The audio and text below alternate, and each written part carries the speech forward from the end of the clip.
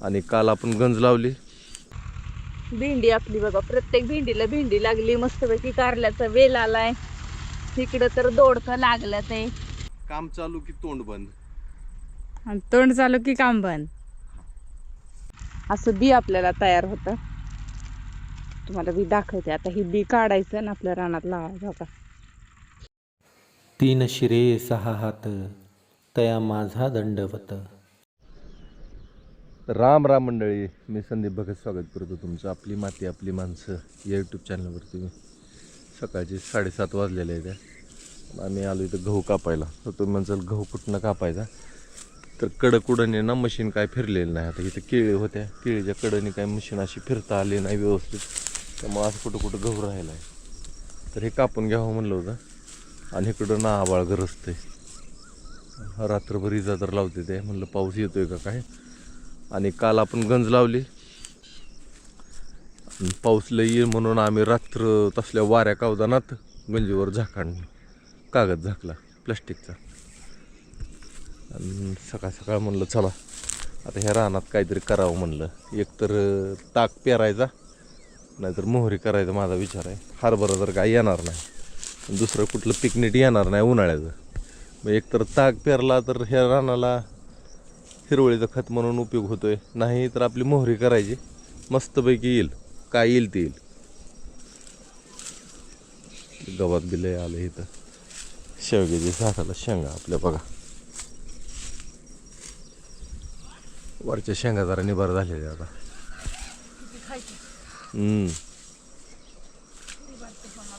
ते स्वच्छ करून घेऊ जरा. आज काय गहू कापून घेऊ, थोडं इचून घेऊ व्यवस्थित.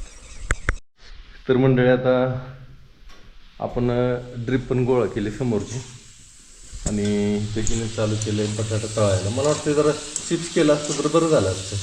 केलं जरा जाड जाड झालं का होय.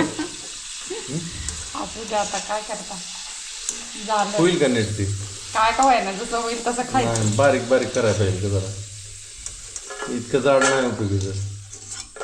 त्यातलं पाणी गिरणार नाही लवकर, काय नाही. बघू ह्याची टेस्ट घेऊन बघू. नाही भाजून व्हायचं टेस्ट घ्यायला. आणि आज आपण तिकडलं ते थोडंसं गळाटा म्हणजे जे काय बिगर पेंड्या बांधलेल्या आहेत का ते फक्त आणायचं, ते झालं काम. आणि आज गव्हाचं रानाला रोटावेटरने चालू करायचं रोटरायला. त्याच्यात काहीतरी नियोजन करायचं आहे माझं, काहीतरी करायचं आहे त्यात मला. बघू आता काय होतंय. कडबा भरला गाडीत, आणि इथं वल्यात थोडं कापायचं राहिलं होतं, तर राहिलंच. एकदा काम राहिलं की राहतच. 1.5 महिना होऊन गेलं ज्वारी काढून, आणि हे राहिलंच. पण ही तिकडलं उसाचं पाणी इकडे येत होतं, आणि त्याचा परिणाम बघा. आता ज्वारीला फुटलं त्याने हिरवीगार पालाय. जाऊ दे, आपल्या गायींला तर होईल हिरवं. होय, कणस आहेत, दाण आहेत अजून ह्याला बी. ज्वारी आहे जरा खाल्लंय बरं का पाखरांनी, पण हा असं एखादं राहिलंय त्यांनी. ही खाल्लंय सगळं बघा. हिथं हाय अर्ध खाल्लंय, ही पूर्ण खाल्लंय. अशी एखादं आहे ते घ्यावं काढून.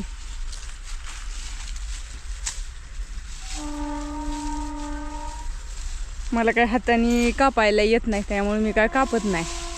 ही जे सगळं आहे का एवढं कापायचं, ही त्यांना एकट्यालाच कापावं लागणार आहे. काय तुम्हाला एकट्यालाच कापावं लागणार आहे. कापतो, कष्ट करायला काय चालतंय, मग करा. काय बोलणार नाही का? काय बोलणार नाही? चालू आहे ना कामात. बरं कामात करा जर करा. बोलायचं म्हटलं तर काम राहतं. आता मी बोलायला लागलो, काम थांबलं. काम चालू की तोंड बंद, आणि तोंड चालू की काम बंद. ते 2-2, 3-3 गोष्टी नाही जमत मला.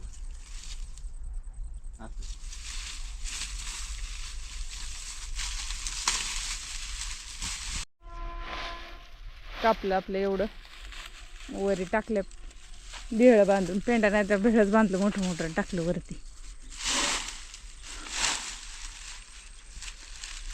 आपल्याला अजून रोटरायचं रान, खाली गव्हाचं रान रोटरायचं. ते रान रोटरलं की मग आपण त्याच्यात एकतर ताग करणार आहे, ताग. कारण की ताग ही जमिनीसाठी हिरवळीचं खत चांगलं आहे, म्हणून हिरवळीचं करायचं. खत म्हणून वापर होतो. ताग जर नाही केला तर मोहरी करणार आहे. म्हणजे आपल्याला निदान घरची मोहरी होईल. मोहरी काय कधी बी येते आहे ना. कधी पण येते मोहरी. तीळ आता येणार नाही का ग? नाही, तिळाला उशीर झाला. तिळाला उशीर झाला. म्हणून आता घरी जाऊ, पाणी पिऊ. उन्हाळ्याचं ताण तर लय लागते. रानात आलं रे आलं म्हणून तर हा. ताण लागते या. चला, दिवस खाली उतरला. दिवसाला काय बघायचं, पळायचंच काम करते नुसतं. गाडी सोडली आता. रोटावेटर जोडला आणि रान रोटरायला चालू आहे आता. त्यांचं म्हणणं होतं अशीच ह्याच्यात शेती करायची, पण माझं म्हणणं होतं ह्याच्यात येणार नाही पीक. आधीच आपली रानं चुकणी म्हणून परत ठरवलं मेहनत करायची. इतका धुरळ उडतोय नाही का.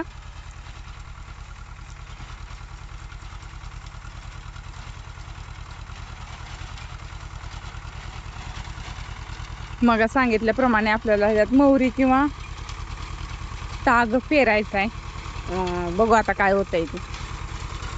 उद्या परवा वाडीला गेल्यावर कोणतं बी येतंय. मोहरीचं तर काय बी घरचंच आहे. घरचीच मोहरी विकतायची, पेरायची. आणि ताग म्हटलं तर आपल्याला बी आणावं लागणार आहे. दिवस मावळतीला गेलाय आणि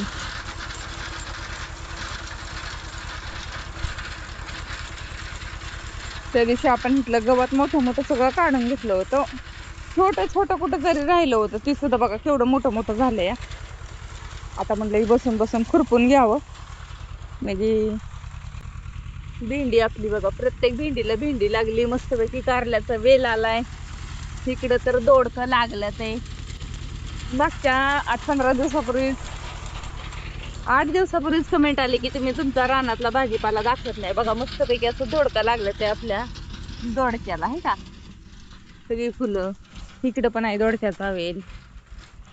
भेंडी आहे, तिकडं गवार आहे. गवार थोडी पातळच झाली म्हणा. मिरची तर लय भारी आली. हे बघा मिरचीची झाडं एवढी मोठी झाली ती, पण अजून याला मिरची नाही लागली. कुठं तरी लागायला लागली, फुलं लागायला लागली ती बघा. आता दिसली का फुलं. आणि ही छोटीशी एखादी मिरची. इकडं मुळा आलाय मस्तपैकी.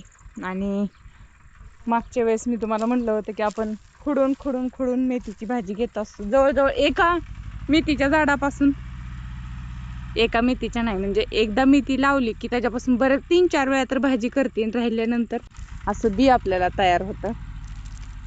तुम्हाला बी दाखवते आता. ही बी काढायचं आणि आपल्या रानात लावायचं. बघा ही मेथीचं बी. द्यायचं असं लावून आता मी असं टाकून दिलं. आता मला प्यायचं पाणी, बापून पाणी आणून दिलं, त्यांना पण दिलं. हे बघा इकडे गवारी आहे. गवार मी म्हणलं तसं पातळ झाली, पण शेंगा चांगल्या लागल्या त्या. तिकडे जास्त झाड आहे ती जरा. इथं एवढ्यात काहीच आली नाही. तिथं आली, तिथं बी परत काहीच नाही आली. त्या तिथं आली, असं झालंय. हाय एवढाच भाजीपाला जपायचा. वांग्याची रोपं मस्तपैकी त्या तिकडे आले ती. मी नंतर दाखवते, आधी पाणी पिऊन घेते. ही वांग्याचं बी मी लावलंय, मस्तपैकी आलंय. हे बघा इथं पण आलंय. ही 2 रोपं वांग्याची. इथं पण वांग्याचं रोप आहे. आणि असं. आणि त्या दिवशी आईने पण मला रोपं दिली ती इथं मामींना द्यायची होती. माझी मामीचं घर जवळच आहे, पण मामी काय न्यायला आलीच नाहीत रोपं. आणि मी बाकीची 2-4 आम्हाला लय झाडं लागत नाहीत वांग्याची. 2-3 वांग्याची झाडं असली तर बास होतं. आणि त्याचीच रोपं मी इथं नारळाच्या आळ्यात लावली होती. हे बघा उन्हाळ्यात रोपं लावताना ना त्याची पानं काढून टाकायची, शेंडा फक्त ठेवायचा, म्हणजे चांगलं फुटतं. तर चला मी आली खुरपं न्यायला. टमाटे सुद्धा आपले आले ती. टमाट्याला सुद्धा चांगली फुलं लागले ती. तिथं खुरपी ठेवल्या ती. खुरपं घेऊन जाऊ आणि गवत काढत बस.